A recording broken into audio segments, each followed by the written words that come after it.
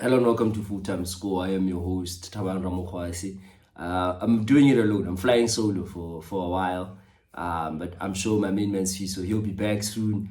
We'll be chopping it up. Hopefully next week we'll be back to chop up the next round of games in terms of the PSL. But for tonight, one man army. On the menu for us tonight, we're gonna obviously discuss the Nedbank Cup, MTN 8 quarterfinal stage just passed us now recently.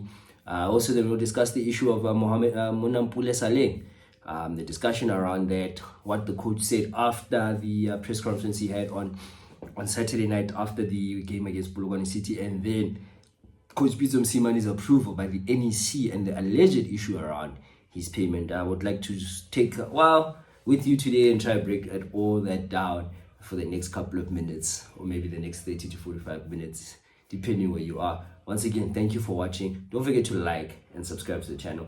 We are gonna try, and I have said this for years now, but we're gonna try to be more consistent with our content, and we'll hopefully get better and better over time, where we can keep this content coming through so that people can watch wherever they may be. Starting off with the MTN 8. So first game we saw was Orlando Pirates up against Durban City. I think, again, this is the Pirates Cup. Someone mentioned it somewhere on X that they think this is the Pirates Cup, and I kind of agree with them because they always seem to find a way to win matches in this cup. You would think it may not be there, but they find a goal in that last minute. They find something. They find a performance where you think this is not their day. Last year they found the performances. They were not good in the league last year this time, but they found that performance against Mamelodi Sundowns in the semi-final. Then they went to the final and they found another performance. Got lucky with some refereeing decisions, but they found the performance. They won this cup 4 times in a row. It takes a serious mentality to keep defending a cup time and time again. I can only imagine doing it 4 or 5 or even more times. In Saturday's game, you could tell that Orlando Pirates are still struggling to find their combinations. They're still trying to get this thing again. Yes, they did not lose a lot of players, but they added a lot of players. So the coach now needs to find a system to suit all these players. Plus, they lost a key player. William Mufokeng moved on to Europe. It was always going to happen. Orlando Pirates are smart enough as a football club, as an institution of football, to know a young player of that caliber will not stay long. And now they have to kind of get back the dynamism, because there was a combination between Moremi, Oshonapolis, Mufokeng, Maswanga in most of the games. There was a combination that was working, and it was very dynamic. The way they were attacking teams, the way they were ripping defenses apart last season, the amount of goals they scored towards the end of the season, there was something there. But now that it's a new season, one player is not there, certain things may have changed. The coach now has to find a way to really try and reintegrate that dynamism back into the team. And I like this Coach Wadu. I like Coach Wadu. I like his mentality towards football. He seems to be a coach who really wants to play front foot football. He wants to win football matches. Once he gets the combinations right, as we saw last season, we can go back and remember that Pirates did not start well in the league, specifically last season. But over time, he found the right combinations. The players started to understand the language he wants better. And we ended up in a situation where Orlando Pirates won the league, and they were scoring a lot of goals, and they were fantastic. Now, Saturday's game was an example of the high intensity, the creativity, but not finishing enough. He did say he's challenging his strikers to score more goals. He needs them to come to the party. Hopefully they do. They've got a guy from Norway who's really seemed to inspire the Pirates fans and got everybody excited. Perhaps he can solve the issue. I've never seen this player play. I'll wait and see after 2 or 3 games where I'm at with it. Hopefully he can be that player that can bang in the goals, because the current crop of guys have really struggled to be consistent with banging goals. Mahopa, Radiopani, these guys, they really struggle to bang goals. But Pirates on Saturday dominated the game, playing against 10 men. They go 1-0 up. Durban City, to their credit, fight back and make it 1-1. And then you end up in a situation where now you're in extra time. And again, the difference, quality. That is a very important element. Quality within the squad. Lungu comes up with a fantastic goal off a set piece. Bang, 2-1. Last minute, Pirates take it away. I said earlier in my video that Pirates seem to find a way to win this cup, find a way to win this. And that's how you win trophies. That's how you win leagues, by fighting till the end. So credit to them for that. And I still say to Pirates supporters, it's going to come and it's going to pick up. And once it does that, we know where it can go. We know what Pirates can do. They can win the triple. They can win a quadruple. You know, they can win all 4 domestic cups in the South African League. They've got that much potential. They've got the coach. They've got the mindset. And they've got the players for that. So congratulations to them. I think for Durban City, again, new coach comes in, few new players, Abu Serginho and a few guys they've signed. They're still trying to gel.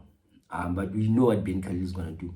He's a direct football coach. Every coach that coaches Kaizer Chiefs is a direct football coach. They don't play this front foot, passing foot. They don't care about that. They want the ball behind the strikers. They want to be direct. And I think that's why I see Ben Khalil, Setu Kadze, and Nabi, Nazruddin Nabi, and all these guys. It's just that typical North African style of football. It's just direct. I wonder, going forward, and we'll keep watching Durban City as well. We'll give them a fair chance and watch them under this new regime. Is it going to work long term? Does he have the right type of players for the direct game? Yeah, that type of game, we've seen it. Gavin Hunt is very successful with it in South Africa, being direct and crossing balls, playing behind strikers and all that. It worked for Gavin Hunt. He's a very successful coach. In fact, he's the most successful coach within the PSL right now. But yeah, I don't want to make it about me, but I'm not a big fan of this direct football. But we know that's what Durban City are. And on Saturday, they couldn't impose it because they got a red card early. Unfortunately, to me, when I saw that foul, I felt it was a yellow card, which then led to a red card, if I'm not mistaken. And I saw something similar in the World Cup semi-final. I think France were playing Spain. The player was trying to clear the ball, not seeing Lamau come through. And then when he turns his head, Lamau was into his foot. And it's a foul. And it's the same thing. I think Remy touched the ball. And then this guy, Bochenpoel, kicked him under his legs. He didn't do it deliberately. He was trying to kick the ball. He didn't see Remy coming through. That caused the penalty and the red card. And it's difficult in a semi-final to go to kick on once you are 10 men down. But you have to fight because it's a knockout. Quarter-final, not semi-final. It's a knockout. And you must fight in a knockout to try and get yourself in a position where it's like, okay, cool, I'm there. And they were almost there because anything could have happened in penalties. Very unlucky. Anything could have happened in penalties. But it's Orlando Pirates again. And these things happen. These things do happen. And they have to grow forward from this. Ben Khalil as a coach will grow forward. Durban City will grow. We'll see how they play going forward. I'm not a big fan of their style of play. I know what I'm going to see. I kind of have a clue, but I'm not a fan. And then immediately after that, we got to see Mamelodi Sundowns up against Polokwane City. Mamelodi Sundowns winning that game 3-2. Another thrill of a game that also went into extra time. I think both teams, your Durban City, Polokwane, even I'll go as far as Golden Arrows, you witness something, a pattern in those guys. There is a sort of a pattern with these teams where they knew they were up against quality teams maybe with better players, especially when you look at Sundowns and Pirates. And they knew that they had to be very defensive, very tight, so they would apply a mid-block to a low block. Polokwane City did the exact same thing, and then they got a goal in the first half. They scored first. Then Mamelodi Sundowns, again, Tebo Mokoena, quality football player, best midfielder in Africa, based in Africa for me. The best African-based midfielder is Tebo Mokoena from Bethlehem, for me. He gets that goal, it's 1-1. Antonio van Wyk gets the next goal, it's now 2-1. Now, Polokwane City again, Sundowns, normally what they would do is just manage the game, win the ball back as quickly as possible, keep possession, frustrate the opponent. The opponent will open up, Sundowns will find the gap, they will score. It didn't happen like that in the second half, which I think is a problem from last season when it comes to Sundowns, where they did not manage a lot of games well. That's why they ended up with a lot of draws. In some cases, some losses. That's why they could not get into finals, or cup finals domestically last season, because of not managing games well. Sundowns will always, and I may say always, with that squad, will always be in a football match. They'll never lose a game badly, completely out of sight. But they can't manage a game. And they mismanaged the second half. And credit goes to Polokwane City for what? For being persistent and eventually getting a goal, and then now it's 2-2. This is where coaches earn their pay, for me. What do you do as a coach? You bring on Letlauku, Mudiba comes in, Cassius Mailula comes in, eventually. That's quality. All those players. Letlauku, we all know him. He's been looked for in Europe. Mailula, he was playing for Toronto FC. Didn't happen by accident. Yes, it may not work, but he's back, a quality player. Tambazwane, quality player. One of the greatest players to ever play for Sundowns. Then you look at Mudiba, one of the best left backs in the best left back in South Africa. Who do Polokwane City bring on? And you go to extra time, and for Polokwane City, it's just a matter of let's hold on to 19, let's hold on to 120. Anything can happen in penalties. Anything can happen. And Sundowns just kept knocking and knocking and knocking. And eventually, Mailula, cash and carry, bang, 3-2. He's back, shooting, comes back with that goal. The difference there, similarly to the first game, is just the quality of play.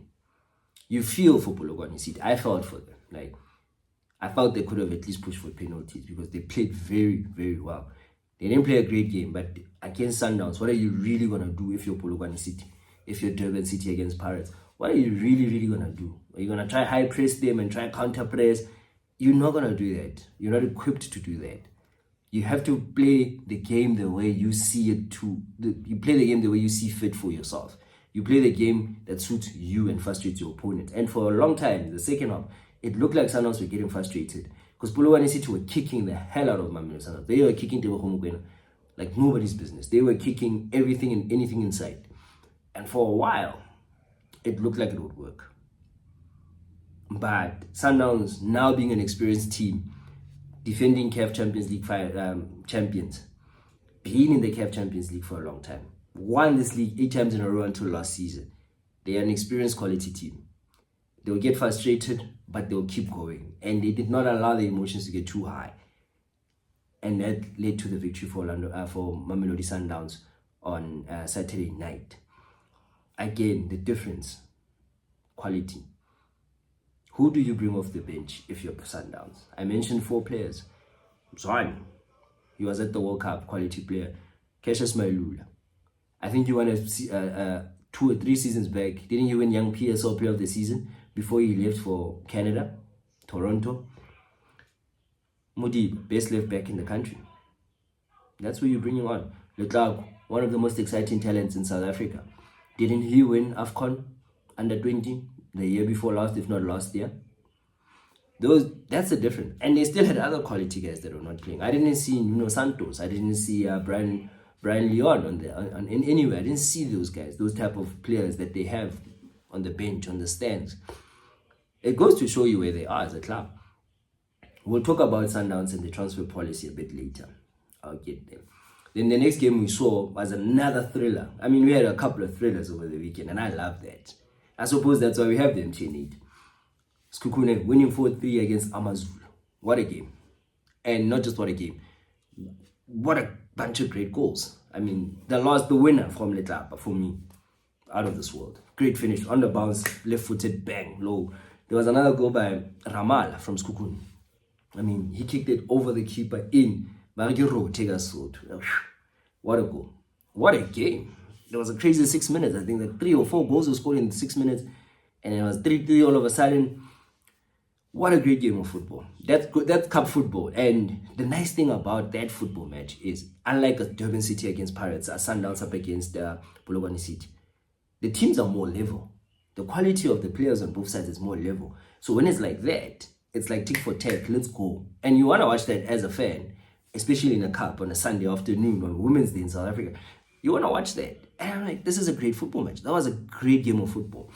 I feel for AmaZulu. I think AmaZulu are not a bad team. And I like how Sandile Zwingu has built this team with Arthur Zwane. I like the confidence he's given Arthur Zwane as a coach, the backing he's backed him. And I like how Arthur Zwane gives his players confidence. And slowly but surely, they are coming up. Top 8 finished last season. Unfortunately not to get into the semi-final. Similarly to Sekhukhune, I like what the management, the ownership of Sekhukhune has been doing, building this team slowly but surely. And when you're at that level in terms of football, those teams do not have the money as Sundowns or Pirates or even the Chiefs have. They need to go find talent elsewhere in another way. TS Galaxy are a classic example of what I'm talking about. They have to find talent in a different way, and that those talents need to be coached and given backing, and they need to shine through. And I think both teams do that very well. If I look at both teams generally, I'm not just looking at the game, I'm trying to talk generally here as well with all the games. I like what they're doing. I like Amazulu. I like what Kukuni has been doing, even before. I like what they've been doing. And I think there's something there. These are not teams that are easy to beat. These are not teams that you'll go to Limpopo and then just beat them easily in Kukuni. You'll go to somewhere in KZN and just beat Amazulu simply. They are very tough teams to play against because they're well coached now. And the players that are there, they want to shine and get opportunities if they are there to go to a Sundowns, a Pirates, a Chiefs, or even overseas if possible. So there is a lot of potential there in terms of how these boys are approaching this game. That was a great game of football. Credit to both teams. Athazwani, Sidikadze that side alongside, his staff. Credit to both of those guys, to all those teams. Wow. Great game. Kukuni getting the goal, the win with some great goals, a great last minute goal there. Then, immediately after that, we had the big game. Another big game. Not that big game, but another big game. Golden Arrows against Kaizer Chiefs. Kaizer Chiefs flying in after that 3-0 win over Kruger United. Golden Arrows again. New coach, sort of Pizzo Tlada. Amandla. I forget his name, but his name is right. It's not Mandla, his name, but yeah. The coach has left. He's gone over, not overseas, but into Africa there. He's coaching that side. How do I not remember a former coach of my club's name, my brother, But anyway, that's fine. He's moved on. He's moved on. And Pito Dada has taken over. So there will always be worries because Umangova seemed to have a certain system that he was imposing there. He brought the same mentality Coach Pito had at Sundowns, but he took it to Golden Arrows. But he understood that we don't have the funding at Sundowns, at Golden Arrows, the same funding at Golden Arrows that Sundowns would have. So what he would do with focus and emphasis was on to improve the players that are there, especially the young players. And we've seen a certain player called Ndlovu move from Golden Arrows to Sundowns already. So his mentality was different, and he gave those players a lot of confidence. I've seen social media videos from Golden Arrows, and it was quite interesting to see the mentality he was trying to put into these players, asking them, watch videos, do this, and I enjoyed that. But now that Mangoba Nkuti has moved on, we have a new coach, Pizzo Tlada. I want to see how it goes. I wanted to see how it goes. I want to see how it goes forward. Same thing with Chiefs. I mean, it's Kaizer Chiefs. You're going to hear me say that a lot. It's Kaizer Chiefs. New coach as well. We saw what he did against Kruger United. I felt they were excellent against Kruger United. A lesser team. Chiefs dominated that game. 3-0. Easy win. The players that needed to do what they did it. Bartman looked good. Vilagazi looked good that weekend. You come in against Golden Arrows. And this is where the problem is with a club like Chiefs now. They will win that one game. They'll come and play another game against another team. Then you see that performance. That was not a very good performance by Kaizer Chiefs. Similarly to Durban City, Polokwane City, Golden Arrows came with a plan of we're going to be a bit tight, we're going to be a bit defensive. Then we'll see if we can get a chance on the counter. It looked like that to me. And for a long time, Chiefs were doing the business in terms of winning the ball back and creating, especially in the first half. I felt Ngobu could have had 2 goals. There were 2 clear-cut opportunities that he missed. Outside of that, the other players, Batman didn't show up. Vilagazi didn't show up. Duba didn't really show up. Ineffective. Ngobo, one of the most frustrating players in my view. Extremely frustrating footballer. Because of the talent, not because he's a bad player. The talent is there, just doesn't seem to have the mentality. And he's not the only one, but I don't want to get into that. He's not the only one who does not seem to have that mentality of pushing themselves to a top-class player. He just doesn't have it. He's not the only one at Chiefs or in South African football, though. It didn't cook. The ingredients didn't come together. The meal didn't taste nice.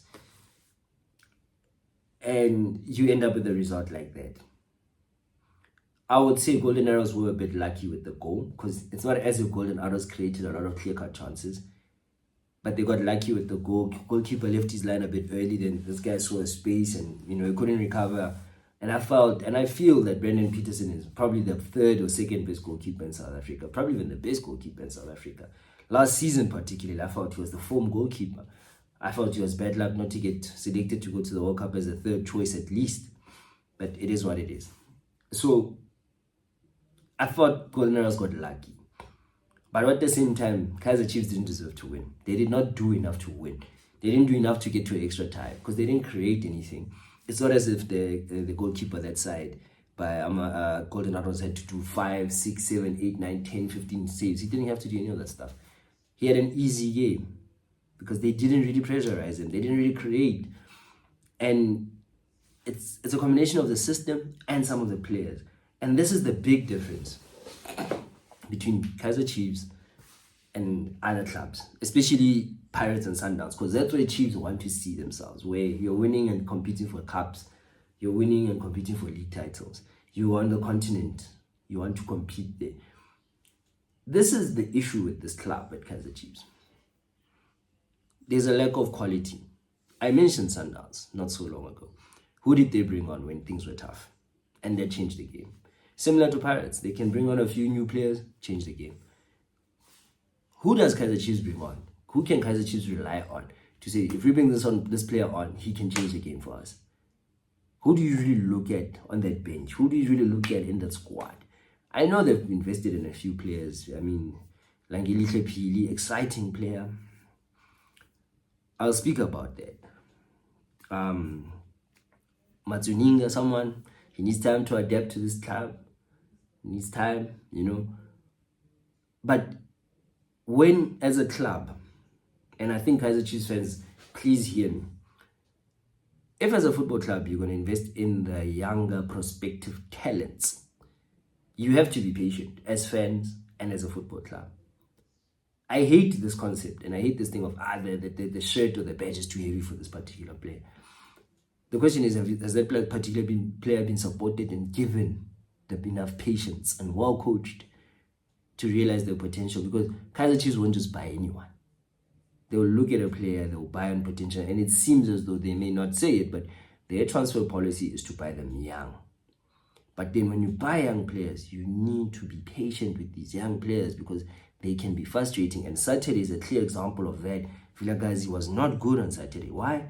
He's a young player. He's not a bad player. He's a young player. And young players are inconsistent. They are high and they are low. Batman, excellent against Kruger United. Not good against Golden Arrows in a very important match. Quarterfinal of MTN 8. Not good. High, low. Same thing, Duba. Comes off the bench, Kruger United. It fixed the game. Comes again this weekend. Starts. Doesn't do much. If you want to invest in these younger guys more than in the older guys, which is okay, it's your prerogative as a club, you need to be patient with these players. You need to allow these guys to grow. You need to allow the team to grow. Yes, they've got Iguodaro, they've got Flavio Silva, they've got Leboa Maboe, Oxum Tetwa, they've got Spacey Grove. Big, experienced football players. Those guys have been playing. Maboe's won lots of titles. He's won stuff, and Ox was playing at Stellenbosch. He was playing at the lowest South African levels of South African football, and he's grown. They are good, hard players, but it seems as though they're starting to build a core around the more younger group of players. And I like that idea, but also I need you to understand. You need to be patient with these young boys. As a fan base, as a club, as a management, as a coach, hopefully it seems this coach is backing these young players. For the first time, you have a Kaizer Chiefs coach throwing Vilakazi, Batman, and these guys. They've got Abu Velibai who are waiting for their opportunities as well. Throw those youngsters in. But if you're going to go that route with this team, if you're going to go that route with these players, you need to be patient as a club. Equally, and again, I don't want to make this about Kaizer Chiefs. Golden Arrows deserve their flowers for that win because they made it tough for Chiefs to create a thing. They made it tough for Chiefs to try and score. So they deserve their flowers. Pito Dladla, congratulations. I'm sure Mangoban is proud of you wherever he is. But I want to say this lastly about Chiefs, because it's too easy to talk about Chiefs because they're that bad. When when you're Chiefs at the moment, I said this to Swiss, I think the last time Swiss and I spoke 2 weeks back. You don't want to win the league. You don't want to win the league. You probably don't want to win the CAF Confederations Cup. These domestic cups, MTN 8, Nedbank, Carling Cup, you need to put as much focus and energy into those as possible to give yourself confidence and build a winning mentality. That's what you need to do.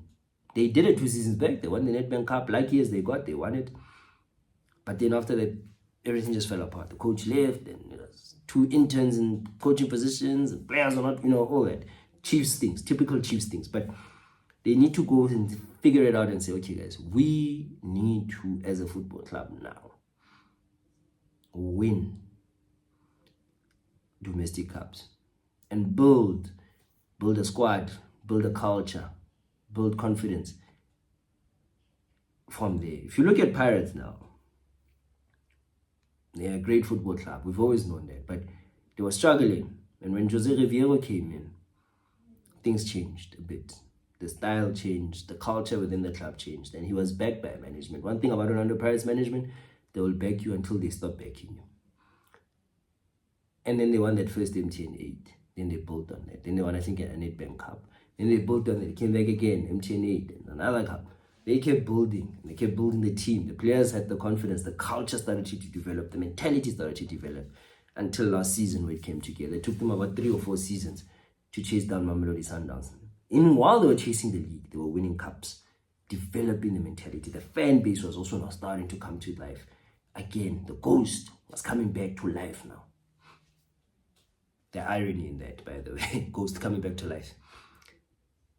You need that. And Kaizer Chiefs need to do that. There's nothing wrong with having a lot of younger players. Bopili, Velibai, Bartman, Duba, Filagazi, the younger core players. There's no issue with that. But you need to now develop the mindset of saying, we need to win cups, firstly. Secondly, you need to be patient. Very, very patient with these young players, because young players are inconsistent. You can go to TS Galaxy, you can go and find whoever was owning Ajax Cape Town back in the day. They will tell you the same thing. So, wrapping up my MTN 8 review, we've got the semi-finals now. There will be Mamelodi Sundowns against Golden Arrows, 2-legged semi-final. Another aspect, probably the thing I hate the most about MTN 8 is the 2-legged semi-finals. Orlando Pirates against Kukuna, 2-legged semi-finals. And football is an unpredictable game. Someone always say football has a day form, and it's true. And who knows? We look set up for another Mamelodi Sundowns Orlando Pirates final. I think everybody would love that. Football fans would love that. Pirates fans would love that. Sundowns fans would love that. But we don't know, because as we saw, anything can happen on the days. Pirates got escaped, Sundowns got escaped, Kaizer Chiefs got beaten. So anything can happen on the game, especially in a tournament. Anything can happen on a day, and especially in a tournament, a 2-legged game where there's away goals. Anything can happen on the day. So a tournament is on the day. So it's one of those things where, how are we going to see what is going to happen when these games happen? It's going to be interesting to see. It's going to be interesting to watch. Moving on from that. Okay, let me start here. Post game, obviously there's that mainstream media press conference, and basically someone asked, I'm not sure who from where, asked Miguel Cardoso post game Sundowns about where Saleng sort of vibe, what's happening with Saleng, and Miguel Cardoso comes out and has literally the most honest answer I've ever heard in a very long time. He basically says he's broken some locker room values, and basically what's happened with Saleng is he was invited to go to the CAF Champions League final with the rest of the squad. Now, he didn't specify if he was going to be in the match day squad or he was just going to be part of the rest of the squad, because we saw there were other guys who were not playing that particular night, but they were in the stand and they were supporting their fellow colleagues and teammates, and they were there, they were part of the whole thing, they're part of celebrations. Saleng rejected to go there. Then I think preseason tour, which I think is the most important part of the season in any league title, in any league in the world. Preseason, it's the time to get fit, time to show the coach, time to prepare yourself for the next season, especially when you're Sundowns, where you're playing all these trophies, all these cups. On average, Sundowns plays 40 games a season. It's important for them. He gets invited to Austria, rejects it, doesn't pitch. So Miguel Cardoso basically said that he's been told by the club that he needs to train alone. Now, I loved that by Miguel Cardoso personally. I loved the fact that he told the public the truth about what's happening with the player, because every time, especially at Mamelodi Sundowns, every time a player is not playing, there's always Sundowns is ruining careers coming from fans, mainstream media, and legends of South African football. Hey, Sundowns is ruining careers. You're ruining Bafana Bafana. You're ruining South African football. There's always those things. And to their credit, Sundowns never responds to that things, because it's all a bunch of nonsense most of the time. But for once, I'm glad Sundowns has been truthful. And I think this should be the path they should take with players of this nature. Because it would be very easy for Saleng to sit on a podcast 3-5 years from now, when his career is done, and he blames Sundowns. Sundowns, they treated me like this, as we've seen with other players. I like what Cardoso did. It also exposes the truth about Monapule Saleng. He was at Sundowns. Sorry, at Orlando Pirates, I mean. And there's a famous video on one of the documentaries Pirates do annually now. Coach asked him, Saleng, are you okay? He says no. Then coach is like, out. Where's Nkota? That was where this thing all started. Now, we don't know. Pirates did not tell us or show or anything what happened to lead Saleng to start being that person. But there was something there. And since more or less that period, Saleng's career has not been the same ever since. So the problem is not Sundowns. The problem was not Orlando Pirates. The problem is the player. That's where the issue is here. You cannot, as a football player, professional football player, reject the opportunity to go to Morocco to support your club that pays your salary. You cannot, as a football player, reject the opportunity to go to preseason. Whether the preseason is in Austria or in Cape Town or in Venda, doesn't matter. You're a professional footballer. You need to be there. These people pay your salary, and they pay you to play a game. And if you don't want to play the game, then... So my question is now, what does Monapule Saleng actually want as a person and as a player? He's been given opportunities at two very good clubs. Think what you want. Pirates, Sundowns is a very good football club. Pirates is a great football club. Same as Sundowns. You went from Pirates, you had issues there. The club chose to protect you. They chose to help you, apparently. They even sent you out on loan to Obed to say, go figure yourself out. Maybe they thought if he's at Obed and he's playing regularly and he's happy again, he'll come back and feel the same. Didn't happen. He ends up at Sundowns. Okay, cool. Sundowns fought different environment, more money, I suppose. We're a championship winning team, we're chasing things, we'll go Club World Cup in a few years, all that. A different environment, a different mindset on itself, completely from Pirates, Obed, and any other team he's been at. You play a couple of games, you're quite impressive in those couple of games, from the bench, by the way. Then it's done. So at what point do we as fans, do the media, mainstream media in this country, do we look at the player and start asking him the questions? We won't get the chance, but we need to be fair and say, look, you're at two of the best clubs on the continent. You're two very, very good clubs. Say what you want. It's rare that a player moves from a big club to a big club in South Africa. Normally, if that happens, you end up low. And it almost did. But Sundowns came and took him from Obed because he's that talented. But then, one of my favorite motivational speakers once said it many, many years ago, that your talent can take you to places where your attitude can keep you. Your talent, it will take you to places where your attitude can't keep you. And it's clear where the problem is. And I don't know the person personally. I really don't. So I can't tell you what's going on. And I don't want to be harsh or unfair, but I think there should be questions around this particular person. Or what's wrong? And probably, if he does need help, his agent and the club and family members, they need to work around it and get him help. Get him help so that his career can be revived and he can be the player. This is a player who was one of the best players in the league 3 seasons back. He could have, had things stayed the same, could have gone to an AFCON, gone to the World Cup, could have won the league at Pirates. He could have a CAF Champions League medal. He's missing out on a lot of things by choice because he just doesn't want to do anything. Whatever's going on, I hope it gets solved. And I think this should be the route clubs take with these players. Is that if you're not happy, if there's an issue with a player, don't be scared to speak about it publicly, especially if it's non-contractual. We don't want to know about players' salaries and their clauses in their contracts. But if there's something going on, clubs should try and say something. Don't just keep quiet and say, no, I can't tell you what's wrong. No, we've seen this, especially at Orlando Pirates. It's not the first time, Lodge and Mang can go back. No, Steve Lukule. We had a lot of guys where they just disappeared. Nothing was ever said.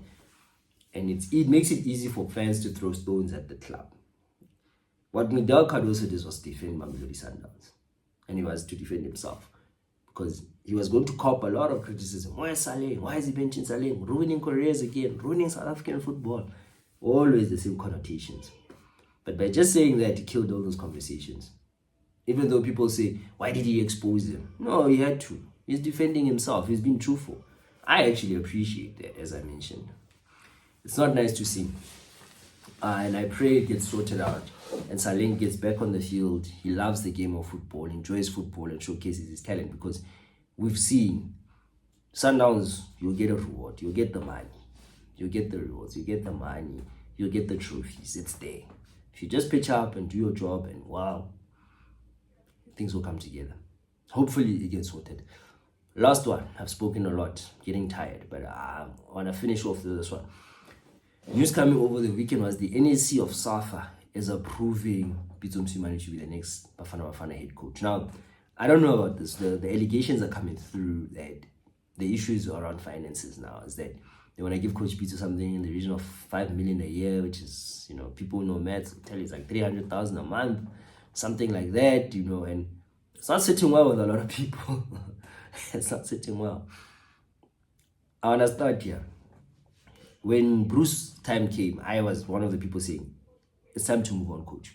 Thank you, but it's time to move on. Because I was looking at it from a perspective of, I wanted a coach that can just take us to the next level. Hugo Bruce has built the foundation. He's steadied the ship. He's got us there.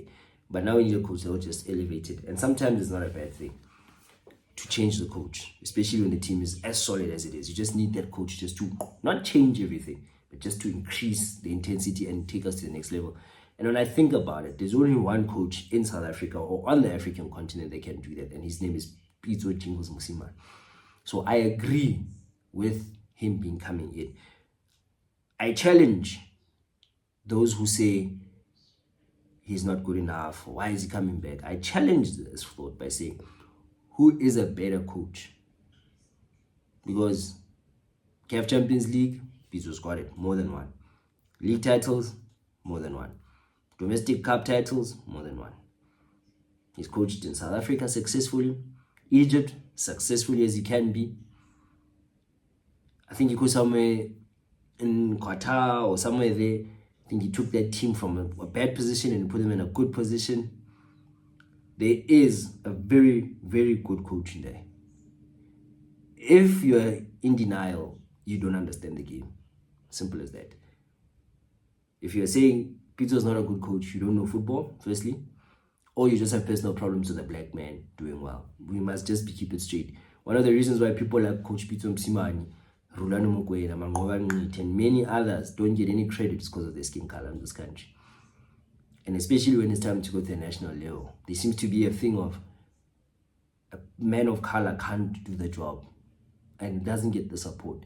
And I think now it's going into the salary thing where it's a case of, if this is true, it's an allegation. I'm not here saying it's true. If it's true that there's an issue with salary, it's not good enough for me, because here's one of the best coaches in Africa. The man can almost go anywhere in Africa and take a job and get paid. we know, in dollars, crazy money. But here he is here in South Africa saying, I'm here, I want to do this.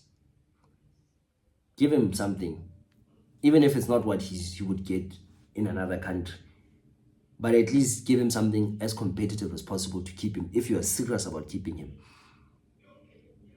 Don't come and give us stories that we don't understand. I don't want to compare Bruce and Pito. Yeah, we heard Bruce was on over 1 million a year, a month. That's fine, that's Bruce. Coach Pito deserves the same thing. Because here's the thing, it's a competitive market. It's like buying something, you know. The coach will go where the money is.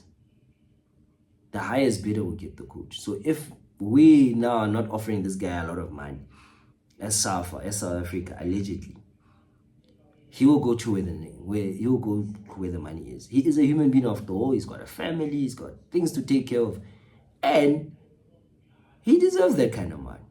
If we want to be cheap, we can go get Mulifinteki to come and coach again. Let's pay him. He'll take that money. He'll coach us for that money. But if you really want a good coach, a top coach, a coach who's got a proven success track, a track of success, get Coach Pito some money in there and give him the money. But give him a fair deal. Even if you can't afford, I know Pito is probably very expensive. I've always said that the issue with this coach would be very expensive. Hence, clubs can't go get him. Like your Pirates won't get him. Sundowns might never get him again. Besides the money, there's a lot of issues there. But Kaizer Chiefs will struggle to get him because of the money. There is a ton of money involved in this. And he's worth it, because what he brings is a wealth of experience, a proven track record of success. You're not going to find that cheap anywhere in the world. Do you think Pep Guardiola is worth 500,000 a month? He's worth millions a month in rent. He's worth millions because he's a proven successful coach. How much money do you think Germany is going to pay Jurgen Klopp now that he's left his director position at the Red Bull company and now he's joined the German national football team? You look at who's the best in your country, who's available, the best available coach. And that's exactly what Germany did. They looked, they're like, Jurgen Klopp's available. They approached him. He's now the new manager of the German national team. Italy tried to get Pep Guardiola. They were looking around, like, we didn't qualify for World Cup, we've been having issues. They scrambled, they went to Pep. Pep said no, unfortunately. It's the same thing in South Africa. Bruce is now leaving, he's done his part, brilliantly so. We're scrambling around, but then there's a guy that we know, and we've seen him with our own two eyes. Irrespective of how you feel about this or that, Coach Pito's there. He's been successful at Sundowns, successful at Al Ahly. He's the guy. Give him the money. Just give him the money. Give him the same amount you were giving Bruce. Safa can afford it because we got a lot of prize money from that round of 32 finish at the FIFA World Cup in North America. Come with the money. Give this coach the money. Let him coach. And not just give him money. Let's support the coach. One thing Bruce taught me, support the coach. He taught me that. That's one thing I learned from being a South African football fan under the legendary coach Bruce. Support the club. Support the team. Support the coach. You can disagree all you want, argue, hey, this coach in you. Support and just watch. And Bruce has done brilliantly for Bafana Bafana. His time has moved on. He deserves his flowers. Now it's another opportunity for someone else. But get the money there. Pay this guy the fair amount. And support him at the end of it. It's been a pleasure. With Full-Time Score, I'm alone for now. I'll try to be bringing you some more content next week again. Thanks for watching. Please don't forget to like and subscribe on this channel, man. Please, please, please show us some love and some support, man. Much appreciated. Have yourself a good week. We'll be back again next week. Adios.